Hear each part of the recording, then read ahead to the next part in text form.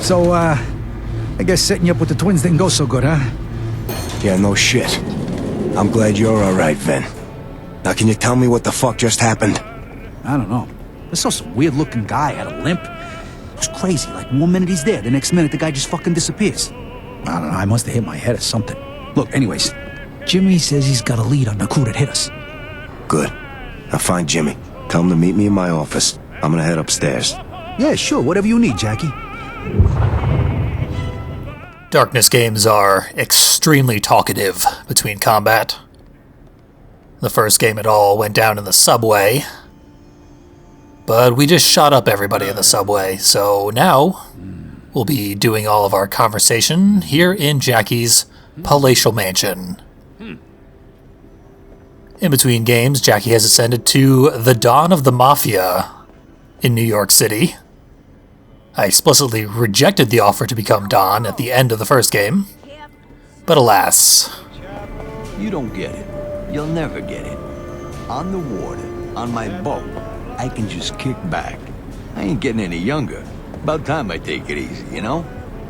It's a fucking boat, Frank. Can a boat tuck you in at night? Can a boat make you children? A boat has an anchor that I control. Not the other way around, Eddie. You calling my wife an anchor? She's my sister. I call her whatever I want. You're a fucking mess. So our lovable characters, Frank and Eddie. Gonna want to talk to them as much as possible because the game seems to think they're important. They are not. And the jukebox here, we can shuffle through 18 licensed songs that are in the game exclusively here. A handful of them show up in the actual gameplay, but most of them you're not going to hear anywhere else. Also reminiscent of the first game, where they wasted a lot of money licensing garbage that no one would ever hear. We could spend a ton of time talking to all these random NPCs. I'm going to minimize it, because it ruins the pacing of the game. I don't know. It just don't seem right. I think the guy's fucking nuts. You think the boss is a nut job? What, you don't?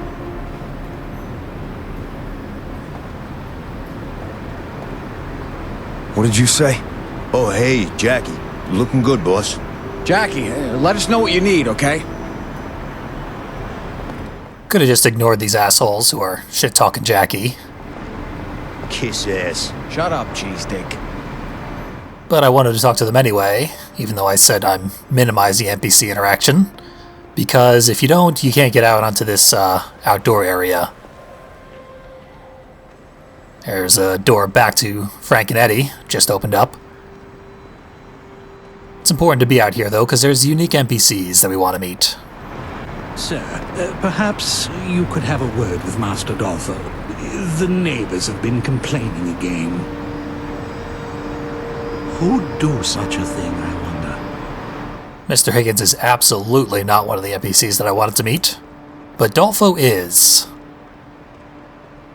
Dolfo's a bit of a gun nut, and he's got little minigames for us. Take that! And that! And that! Hey, Dolfo. What the hell are you doing out here? I gotta practice my aim or I get rusty. Plus, I hate pigeons. They carry diseases and shit. You sure I can't help you out there? I'm real good at shooting and blowing shit up, you know. Of course I know that. That's why I need you here, holding down the fort. You got it? Done deal, boss. You need anything, you know where to find me. So, enjoying some fine beverages activates the minigame. Come on, Jackie, let's blow off some steam, huh? See how fast you can shoot them. Gotta blow up all these bottles. The trick is not to zoom in like I'm doing right now. You can't move the cursor fast enough to actually hit all the bottles in the time limit if you do zoom in. I never get tired of this shit. How about a couple more?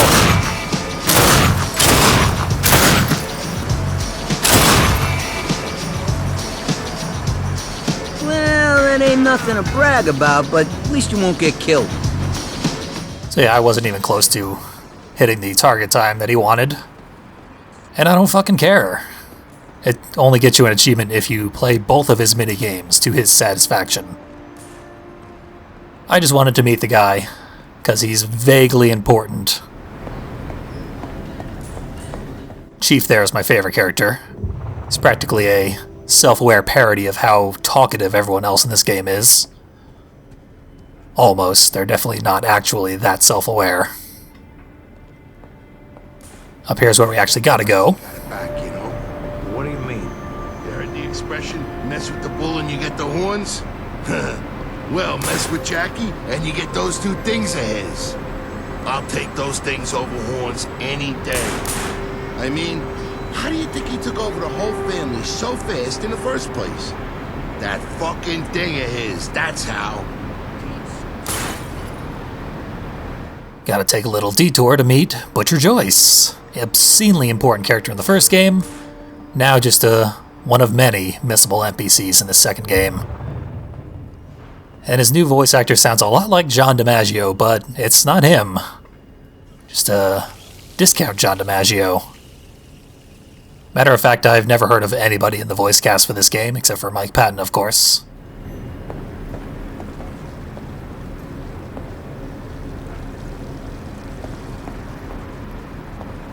Here's our destination, Jackie's beautiful bedroom. And of course, gotta pay tribute to Jenny.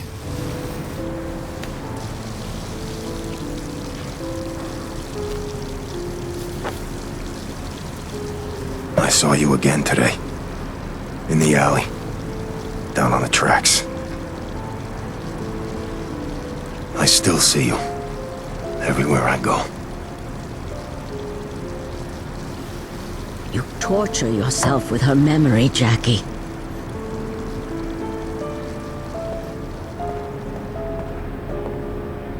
Jenny would never have wanted this. It scares me that you're so much like your father, Carlo. He could never let things go. Aunt Sarah, I'm fine. How many times I gotta tell you? You're a terrible liar, Jackie. Sometimes I think I see her. And it's like she's not gone. But she is gone, Jackie. You buried Jenny years ago. I know. Listen, Aunt Sarah, thanks for looking out for me, but I'm okay, all right? Just got a lot on my mind right now is all. Fine. You ever get the balls to actually talk about all this, come see me in my room. Quit busting my balls, all right? Yeah, we could have dragged out that conversation much longer by hitting the other option. Hard pass on that. We will be going to her room, but not to talk to her further. This is not her room. This is an unoccupied bedroom. And it's got our radio in it. The radio has a whole bunch of news programs and other talk radio that you can listen to. It's a whole bunch more in-universe content that you can enjoy. If you play this game for yourself, I'm not recording that shit. Hey, boss. So what's what? I want you to go find somebody for me. Johnny Powell. Lives down by the Queensboro Bridge. You find him and bring him back here. Johnny Powell? Ain't that the guy that used to help you out with that thing of yours? He was a weird fuck. Whatever happened to that guy anyway? It don't matter. I need him back. Go bring him by for a visit. And hey, you don't have to be nice to him. Whatever you say, boss. I'll have the new guys go get him. Oh, hey, Jimmy's waiting for you in your office. He's got a lead on the guys who hit us tonight. Thanks, Vinny. Anytime, boss. Let me know if you need anything else. So we're gonna send new guys off to collect Johnny Powell, as we were instructed to do by him. Sounds like an interesting level hook, doesn't it? Well, we're not gonna see it. Except in a bonus video that I'm going to do very soon. It's not part of the main game, but it's sort of worth looking at. Sort of. It's fucking weird. You'll see. And we went to Aunt Sarah's room because she has a relic, bizarrely enough. Gotta get all those. I guess it's time to reintroduce ourselves to Jimmy the Grape. Jackie, good to see you in one piece, kid. Vinny says you got information for me. This thing at the restaurant. I just heard from Emilio Capizzi. A couple hours later, someone torched our warehouse down at the docks, and Freddy tells me 2 of our boys got clipped outside of Gino's Deli tonight. Somebody's making a play. Whoever did this to us is dead. You hear me, Jimmy? There's the Jackie Estacado I know. Vinny told me you got that thing of yours back tonight. It's about fucking time. All right. Just tell me what you know already. A waiter recognized one of the guys who came into the restaurant tonight. Some guy named Swifty. Oh, Swifty. Yeah, I know that prick. He left as soon as I got there. Yeah, I never actually met him before, but I'm definitely looking forward to meeting him now. I had Vinny get some of the boys together. Let us know when you're ready to go and kick some righteous ass. Like they said, you actually could see Swifty in the opening cutscene. He was arguing with a waiter just before the twins got murdered. He seemed like he was in a rush to get out of there. Seems like the right move would have been just to not show up at all, but there you go. Jackie, give me a shout when you're ready to go. Yep, we are already done here. Hey, Jackie. What say we go pay this asshole Swifty a visit? Let's go crack some skulls. Attaboy, boss. Let's head down. Considered recording all the optional dialogue here as a bonus video, but that'd be a colossal waste of everyone's time. Here we go. Time to go to work.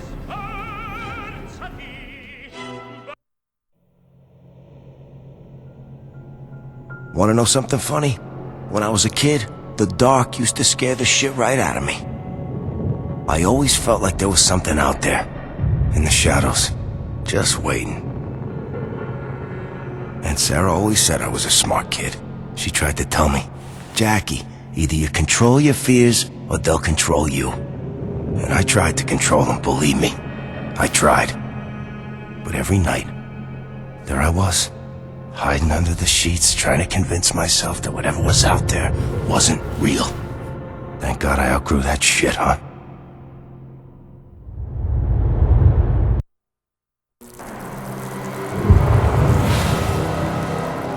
Hey, Jackie's here. Yo, Jackie. Hey, you want to give me a hand here? Dag says I'm not supposed to lift anything heavy. Frank and Eddie again, trying to provide some comic relief, unfortunately. Hey, Jackie. You ready to do your thing? Just point me in the right direction, Jimmy. Swifty was at the restaurant just before it all went down. He runs an executive poker game in a pool hall up around his corner. Follow me. This is Swifty's neighborhood, Jackie. We don't got a lot of friends around here. And those guys in there with Swifty, they ain't exactly the friendly types either. Good, because I ain't exactly in a friendly mood. Tell Vinny and the boys to seal off the exits. Nobody leaves here alive until I get some answers. Attaboy, Jackie. Jackie, here he is. Oh, hey, hiya, Jackie. Those are some nice shoes. Are those Belutis? Start off a good way away from the action. Gotta put up with some more dialogue. But already it's over. Now the only dialogue we'll be hearing is from the goddamn Darkling. Smart to get an upgrade real quick. Demonic Lift is a new one. It's not very good, but of the cheap stuff we can currently afford, it's fairly useful. Combat Belt is very good, increasing our ammo capacity. Smart to do that as soon as possible. Most of the other gun upgrades are not very good, though.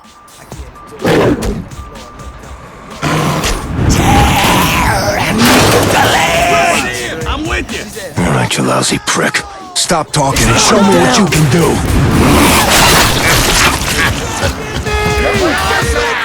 I wanted to come in with a weapon already prepared, but currently we can only grab weapons, and my grab and arm was required to break the door down.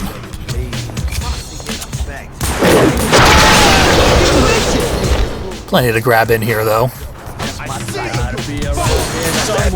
It's unfortunate that Jackie didn't decide to bring a gun. Makes this more difficult than it needs to be, especially because of all the lights in the area. It's hard to break lights with the darkness because the darkness is affected by the lights. It encourages creative use of the darkness, but we're not very good with it yet. And it's still pretty weak. So I managed to die in the first actual combat room. You're my vessel! And that's what happens when you die. Nothing too exciting, but it is very short and skippable. So dying is not a very big deal. Checkpoints are also very frequent. Death is pretty much built into the game loop here. The game's not actually that hard, but some parts you will die a bunch of times in a row, so it's nice of them.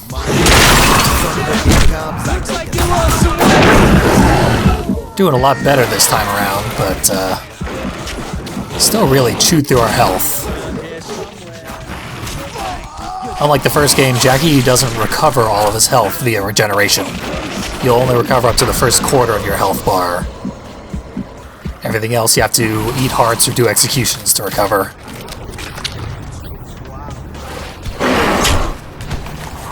Finally got a gun. That would have made things a lot easier.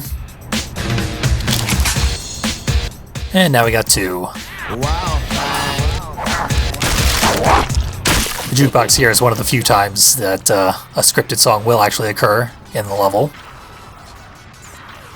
And over in the arcade area, someone has inexplicably made a little monument to a unique piece of history. I don't know who left that there, but thanks, weirdo. I didn't know what to say. Hate that song. Swifty, he took out our guys. He took them all out. I can hear that, you moron. Just make sure he doesn't touch. What are we gonna do? Point the round end of your gun at his face and pull the part shaped like a trigger. Jesus fucking Christ. Swifty's waiting for us right on the other side of the door. Gotta be alright. Let's murder him right now. Then, I guess, just sit around for the remaining half hour of this video. Because, I mean, he's right in front of us. Nothing could save him.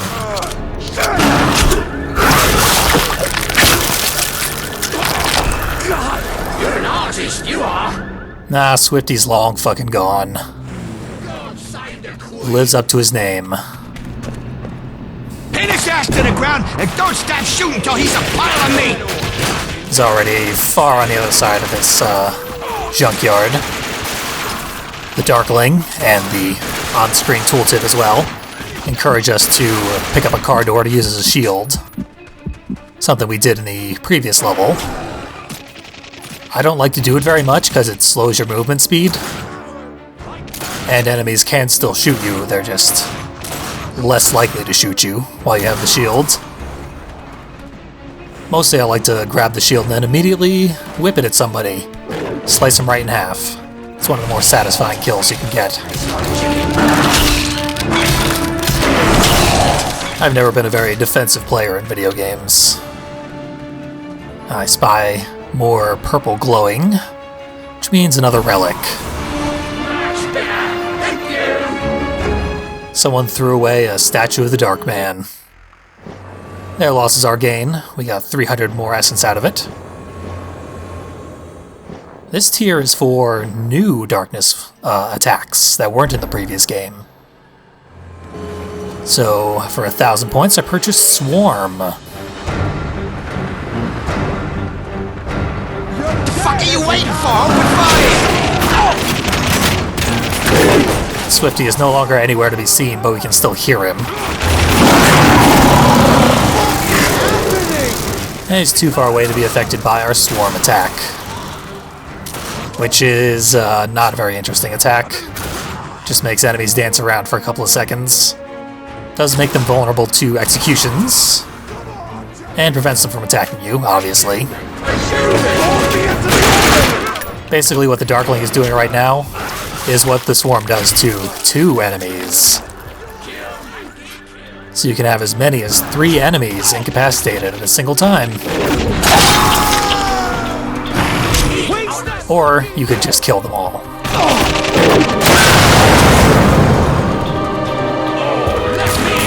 It's your choice which is more effective. I see you!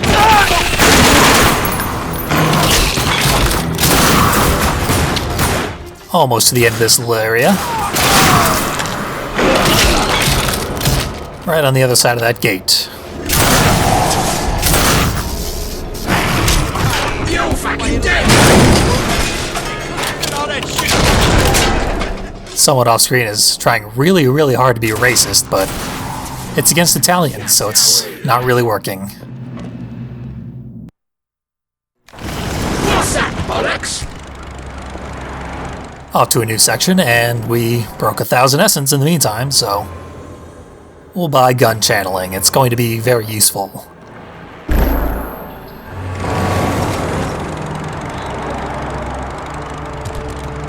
Also, our first ammo box. Who the fuck hired you, Swifty? You're not smart enough for a hit like this. Fuck you! You were weak and I made a play. Now I'm gonna finish the job.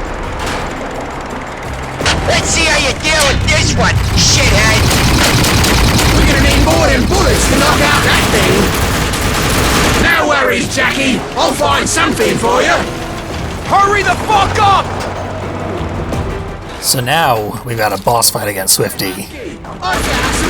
Look out now, Jackie! This will be the end of the asshole, if we survive his crane attack. Hey, chuck this at the crane! Fuck you, Estacado! You ain't get me that easy! Using propane and propane accessories will help us take care of the crane. I'm stuck! I don't know if they're actually necessary to kill the boss. I think bullets actually will do the job, despite what the Darkling said. They're certainly going to provide the majority of the damage to the health bar here. Have a ball, you fucking pig! But it is smart to use the propane tanks anytime they do show up. Aw, too bad, Jackie boy! Also timing execution so that he is swinging his wrecking ball at you at the moment that you are doing the execution. That'll prevent the wrecking ball from hitting you, so can be useful. Otherwise it can be very hard to dodge that wrecking ball. A lot of this area is sort of cut off to us due to shitty, ridiculous terrain. That said, even if only does hit us, just does quarter of a health bar. Try to have a ball, you fucking douchebag! Hold him out for a duck! This part really sucks when he turns on the crane's mag light. Once we're in the light, we're screwed. We can't eat hearts, we can't recover health. If we activate our darkness powers beforehand, they will remain active while we're in the light, but didn't do us much good. Thankfully, mid-boss checkpoints. Makes these a lot more manageable. Want some more, Jackie? So gun channeling makes your guns do dramatically more damage for a couple of seconds. And it also makes all of your shots not require ammo, so you also don't have to reload for the entire time it's active. We'll get upgrades later to make it last longer as well. It's pretty cool, I gotta say. And if you use it and then start shooting enemies, the enemies will jib after 1 or 2 shots. It's also got some interesting upgrades that involve automatic aiming on the enemies and the ability to shoot through walls. That one's good stuff. Jackie!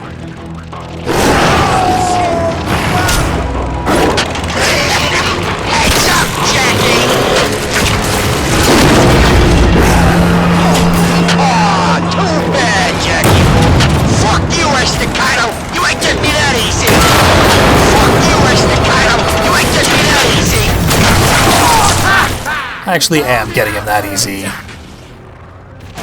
And we'll just kill his few remaining henchmen. He's right on the other side of that downed crane. Let's go murder him. Oh, ammo boxes will fill up all your guns with a couple of shots when you find them, so they're always good to crack open. Once I master the platforming, I'll go murder Swifty once and for all. Oh, he ran away. Great. Before we run away ourselves, another fucking relic. Get that, kill the lights so that we can break the door.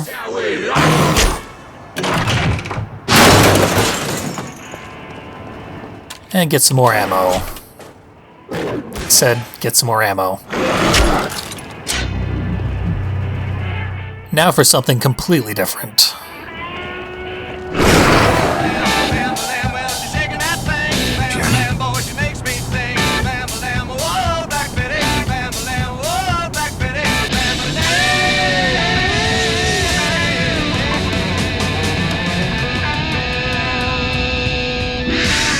Hiya, Ratface. What took you so long? Jenny? Were you expecting some other girlfriend? Come sit with me for a minute. I'd give you a free beer, but you're not even legal until tomorrow.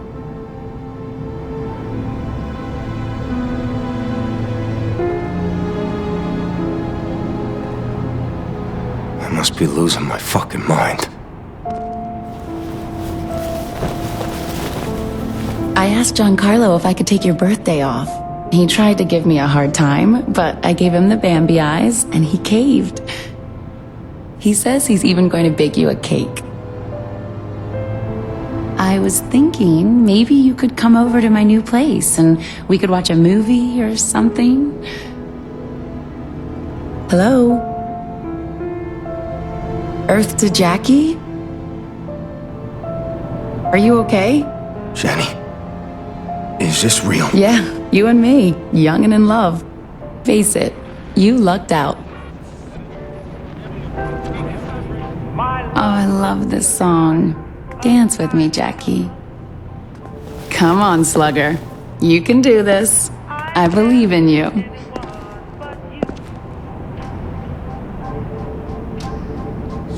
I don't know what this is, and I don't fucking care. I think about you every day, Jenny. Every minute of every day. You're so sweet, Jackie. I ever tell you that? You act all tough, but deep down, you're all heart, you know? What happened to you was my fault, Jenny. Shh. Listen to the song. Listen to the words. Isn't it beautiful? I wish I could change things. I wish you were alive. It should be me who's dead, you know? Jackie, we're together now. That's all that matters.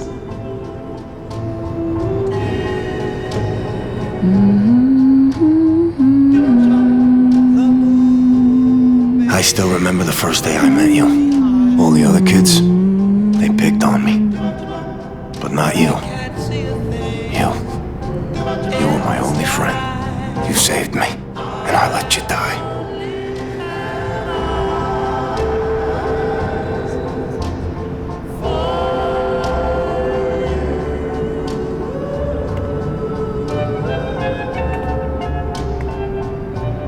Nuh-uh.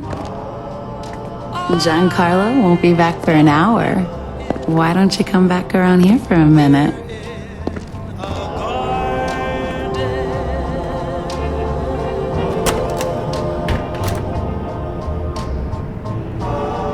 Are we about to fuck a ghost? What are you waiting for? Jenny? Damn it. It deceives you. You are alone, Jackie.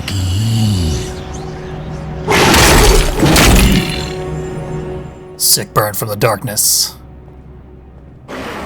Romance is over. Time to get back to killing. Go sign the queen! Fuck. Why do I keep seeing Jenny? Beats me, monkey! Swifty, you piece of shit! Don't leave us out here with him! Oh, Jesus Christ!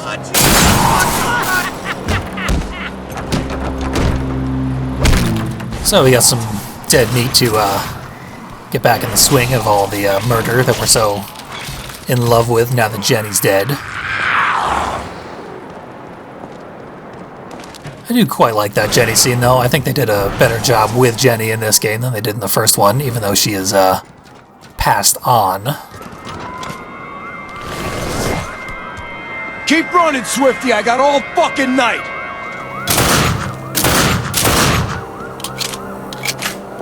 Can't shoot him from here. Here we get a little tip on what to do with certain lights, which is we have to destroy their generator. Anytime we see a little yellow cable, we can follow that to a generator that we should destroy. Just like in Inside. It's a hot tip for a really good game that you should play instead of watching me play this shitty game.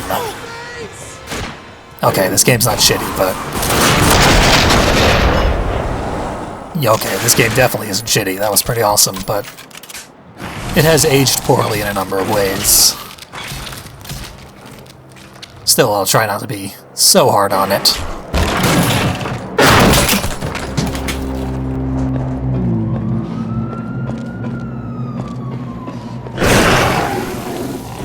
The fact that Jenny's so well done does make Jackie come across a little better. Which is good, because Jackie's a real piece of shit otherwise.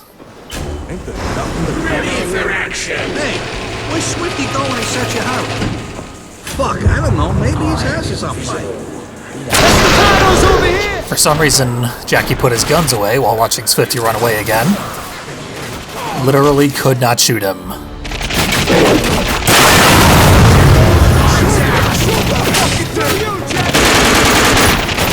So now we gotta play through a whole bunch more level. Unnecessarily. Because Jackie's a real shitty hitman.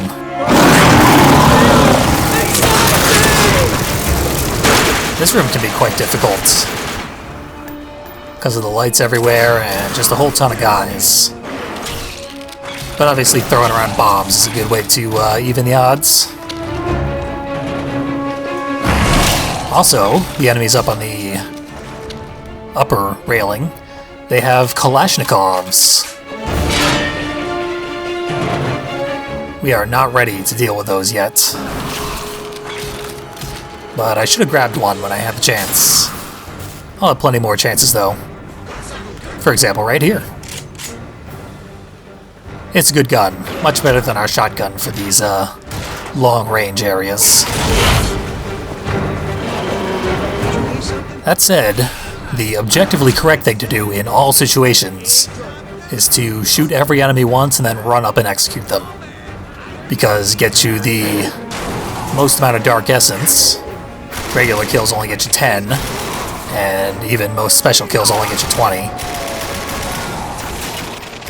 And also, the executions have their own unique benefits. They can recover your health or get you more ammo. So you should do as many executions as humanly possible, but just seeing those dozen animations over and over again, many of which are very long, it would get old. There's plenty of other fun ways to kill people. So at the cost of a few upgrades, I'll be blasting people, chopping them to bits with darkness powers, all sorts of fun stuff. Let me kill it! It's a fucking mission! Didn't break out my AK, which is a bad choice. Mostly because it's got pretty low ammo at the moment.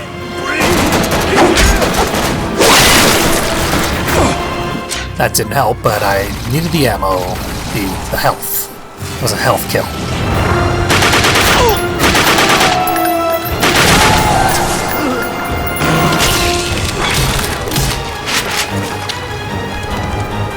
Yeah, I guess I just didn't want to use the AK at all. I did want another relic, though. There's a whole ton of them in this chapter. Almost every other chapter in the game has 2. This one has 6. So it's gonna be a long outro.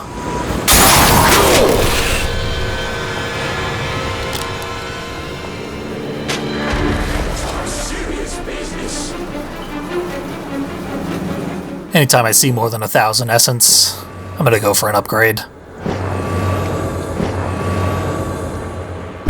Didn't repurchase the combat belt until just now, even though I did buy it right at the very beginning of the video. And weapon handling is the other extremely good gun upgrade. Faster reloads for all guns.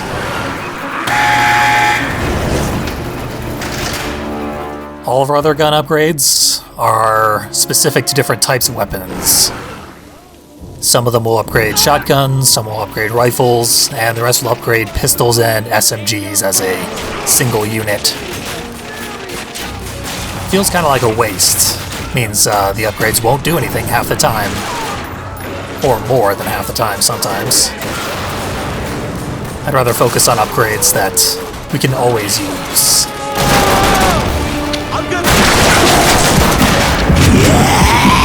Yes, host! Feed me their hearts. I want another chance. Mike Patton really goes for some of these lines, and it's pretty great. He sort of always plays the darkness with the same voice. In the previous game, he sometimes was high-pitched, and sometimes was just an incomprehensible monster voice. This time he's always sort of deep and foreboding. But it's pretty great. Which is one of the main problems with the PlayStation version.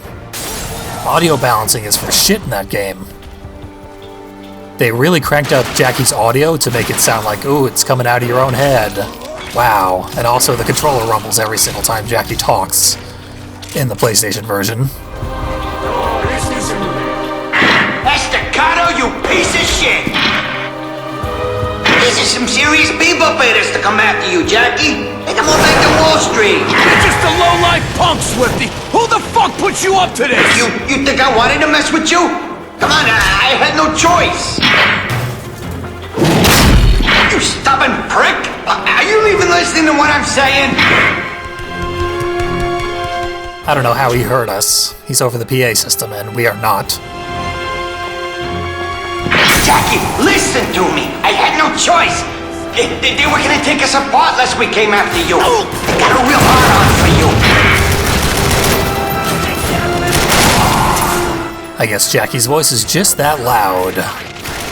Like I was saying, in the PlayStation version, it's so loud that every line he speaks peaks the audio and blows it out. Jesus Christ, Jackie! They knew everything about us. They could have ripped us to pieces. There's something not right about them. That crazy look in their eyes, you know? Like some kind of whacked out punks. Silence them! I don't think he's gonna get Jackie on his side anytime soon. He's not the forgiving type. The audio of most of the other voices in the game comes through pretty well on the PlayStation version, as long as you're actually facing the person who's speaking to you. But the darkness, you can never face him, so his voice always kind of sounds like it's coming from behind you, which means you basically can't hear him in the PlayStation version. At least that was my experience. It was a huge waste.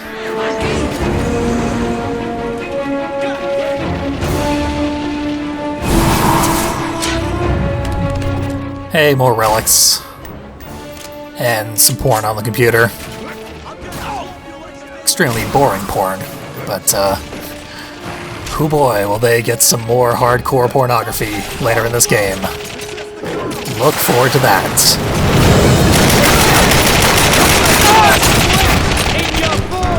For now, we are coming to the end of the Swifty area. we're finally going to get Swifty. Yes, get Swifty. It's Swifty time today.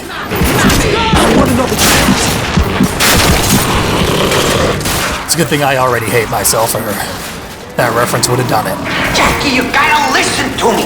They never even said their names, I swear. These guys are serious trouble. They had all this crazy high-tech armor and shit.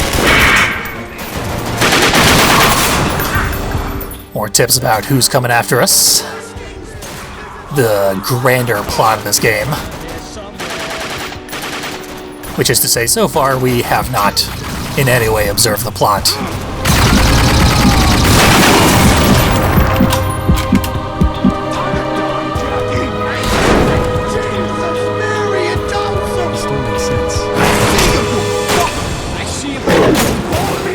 Most of the shit we can grab and throw around is completely useless. The best we can hope for is that it will stun the enemy and open them up to executions. But most of the time we'll just hit something along the way and explode into nothingness. There's an upgrade we can purchase, which will make everything we throw explode into a little ball of darkness energy that does damage. That's a pretty good upgrade, but until then it's useless to throw anything unless it's an actual, like, propane tank. But that's all the henchmen dead. Swifty is hanging out behind some bulletproof glass, finally cornered.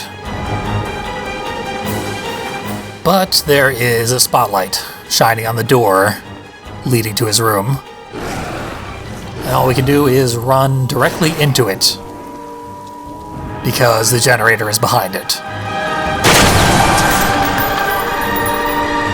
Jackie, I swear that's all I know. Don't kill me. They smeared the mirror with some gross shit so that we can't see Jackie with the darkness manifested, like we could in the first game. It's too bad, I really want to see that, but no such luck. They probably didn't even render it properly or something like that. Those arms are probably floating in midair.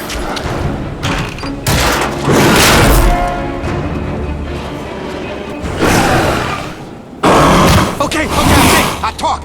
Just don't kill me, okay? And you better start talking. I think they're like some kind of secret club or something, you know? They gave me an envelope with a whole load of cash in it. Their boss, their leader, whatever. I met him in a brothel, the Brimstone Club, all right? Look, I'm telling you, these guys are some kind of... Hey! What the fuck are you doing? Jackie, you miserable fucking brat! What the fuck did you do? I needed him! I needed answers! Was nothing.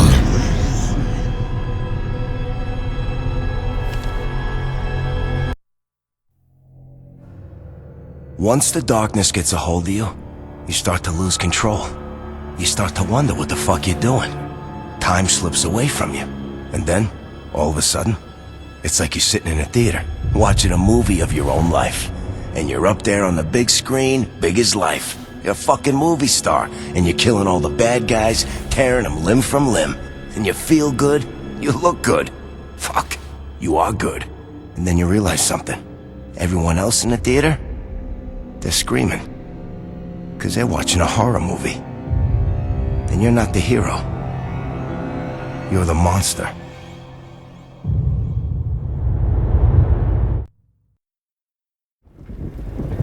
Oh, wow. You seriously have a copy of The True Revelation? I'm impressed, Jackie. Didn't peg you as the reading type. To call this book rare would be laughable. Magic swords, true love, steak. These things are rare. The True Revelation is one of a kind. I'm not exaggerating. Every copy is completely different. See, the True Revelation is actually the Revelation of John, the Bible's explosive summer blockbustering finale. There are three schools of thought about the Revelation. The first believes it is a literal prophecy. This is retarded. The second believes it's a metaphor for Roman persecution. Plausible, but boring. The third believes it is a code that, once deciphered, will reveal the true revelation. People who believe this tend to be insane, but also extremely fun at parties. Now, everyone deciphers the revelation differently, which is why each copy is entirely unique. Just flipping through this one, it appears to have been deciphered by the Brotherhood. In fact, it predicts the Brotherhood's descent into Crazy Town. That means this is a relatively true revelation. See, we can prove the Brotherhood went crazy, but we can't prove what the revelation predicted.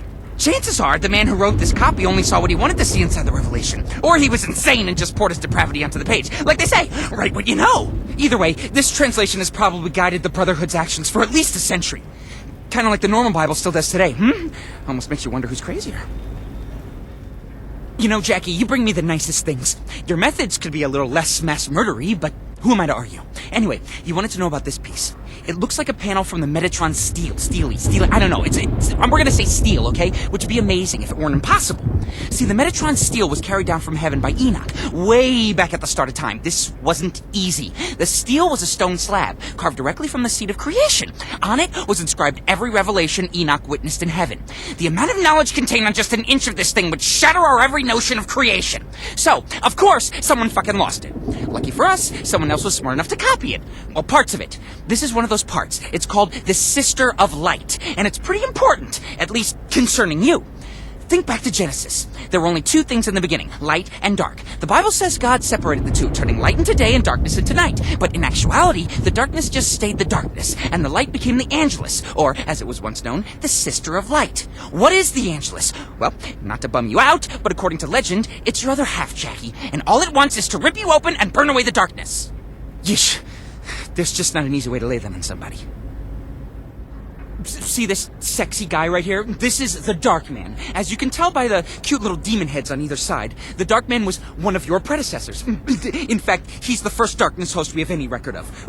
We know there have been hosts before him, but none of them got statues, so fuck them. You know, no one knows who the Dark Man was or where he came from. All we have to go on is one passage from the Hidden Testament of Moses. If I can paraphrase, it says, "He walked out of the wilderness, a dark man who spoke with authority."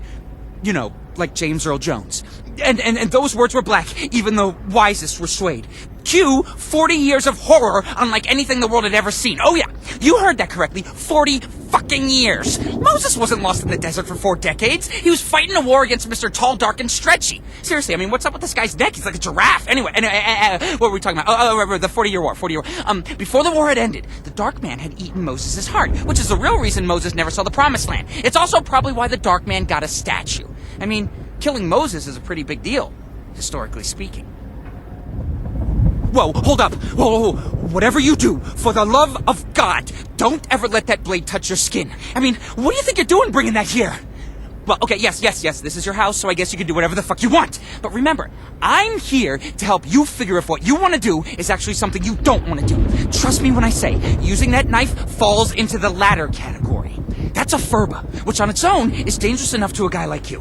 A Furba's blade will pin a demon to the spot. Once that's done, only the person who shanked the demon can free it. Now, it is possible that a normal Furba wouldn't be strong enough to bind you, but this is the Trinity. Its blade was forged from the 3 nails that crucified Christ. Not normal! Extremely not normal! If you'd cut yourself with the Trinity, you would have been paralyzed. The only person who could have set you free would have been you, which you wouldn't be able to do because you would be paralyzed. Do you see the paradox here? Come to think of it, you ever decide to touch this stuff, just ask first. All right, nothing big, just a simple, "Hey, Johnny, is it okay if I touch this?" And I'll say, "Sure, Jackie." That absolutely will not trap you in a never-ending loop of torment. Or I'll say the other thing. You know, no. Okay, so you know the story of the 10 Commandments, right? Of course you do, okay? Moses went up a mountain to receive God's law. When he came back down, Moses found his people worshiping a new god, the golden cow. But they didn't call it the golden cow, it had a name. But legend says God struck it from man's tongue, never to be uttered again. Nowadays, we just call it the graven image. Well, Moses was pissed, obviously, so he disbanded this little cow cult. Some of his people, being of a progressive mindset, were like, "Hey, what about freedom of religion, man?" To which I assume Moses responded, "You're kidding, right?" But they weren't. So, led by the high priestess, these, we'll call them Calvinists, left Moses and went into the desert to worship their graven image. It was there, according to legend, that the Calvinists met a dark man. You can probably guess where this is going. The dark man claimed to speak for the graven image. He said it demanded sacrifice, human sacrifice. These weren't the smartest people. So, it wasn't long before they were cutting out each other's hearts. When they got around to sacrificing the high priestess, she was understandably not too keen on the idea. So, to save her holy ass, she repented to the God of Moses. Surprisingly, this worked. The Angelus descended upon the altar, possessing the body of the high priestess. The dark man escaped. The people didn't. Okay, I'm looking at this and what I'm seeing is the Chime of Deliverance. But, and mind you, this is a small but, all records of the chime say it was destroyed along with Solomon's temple back in 586 BC. That said, records have been wrong in the past, so who knows? Maybe it's the real thing. The chime first dates back to the 40-Year War, that period of time when Moses and the Israelites fought the darkness in the wilderness. The chime wasn't designed to be a weapon. Instead, it was an instrument of safe passage. According to the secret histories, the chime was carried ahead of Moses' army and struck every 153 steps. Now, any army in history would tell you that ringing a bell nonstop is a bad idea. That's how your enemy finds you. Thing is, the darkness is no ordinary enemy, and the chime is no ordinary bell. You're in the mob. The mob is Italian. Italians like opera, right? Well, you know how an opera singer can shatter glass by singing a certain note? Well, the chime of deliverance does the same thing, except instead of glass, it shatters darkness. The exact pitch has never been identified, but when struck, the chime emits a sound that can physically push back the night. Now, if you want, we can test the chime's authenticity. We just gotta hit it, make it sing. And this is a much larger butt. A butt of epic proportions, really. It might disintegrate you. Just saying.